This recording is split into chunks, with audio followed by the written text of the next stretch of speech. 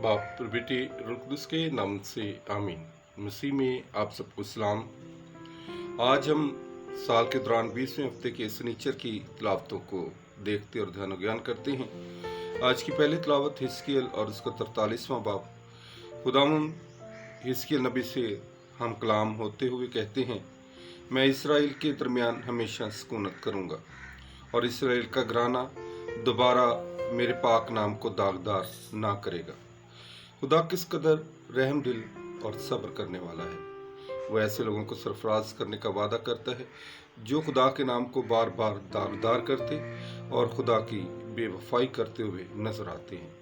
ना जाने कौन सी घड़ी खुदा की घड़ी होती है, इसलिए हमें हर वक्त तैयार रहना चाहिए, हर वक्त उसके हुक्मों पर अमल करते रहना चाहिए। और आज की अंजील मुकद्दस मत्ती की अंजील और उसका 23वां बाप मुकद्दस मत्ती फकी और फरीसियों के रवैयों को बयान करते हैं कि वो अपने आप को बड़ा बनाते और खुद नुमाई करते और खुद अपनी नुमाइश करते हैं, और वो जो भी काम करते हैं वो दिखावे का काम करते हैं।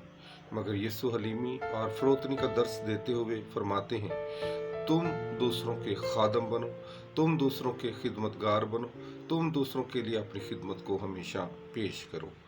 तिलावतें हमें दावत देती हैं हम खुदा के नाम को जलाल दें और अपने रवैयों से उसके कुदूस नाम को दागदार ना करें, बल्कि अपनी अमली ज़िंदगी मुस्बत रवैयों से उसके पैरोकार होते हुए हलीम और फरोतन बनकर दूसरों की खिदमत करना शुरू करें। क्योंकि कहते हैं कि खिदमत में अजमत है। जिस कदर हम अपनी खिदमत में हलीम और फरोतन पाए जाएंगे, उसी कदर ज़्यादा खुदा हमें सरफराज करेगा। और यूं भी जो इंसानों की नज़र में बड़ा होता है वो खुदा की नज़र में छोटा होता है। ज़रूर है कि हम खुदावंद यीशु मसीह के उस काम को अपनाएं कि खुदावंद यीशु मसीह ने दूसरों की खिदमत की है। तो हमारा फ़र्ज़ भी है कि हम भी एक दूसरे की खिदमत करें और ख़िदमत करते हुए खुदावंद के नाम को जलाल देते रहें और हमेशा की ज़िंदगी की तरफ गामज़न रहें। आज का दिन मेरे लिए, आपके लिए, हम सब के लिए बाइस से बरकत ठहरे। आमीन।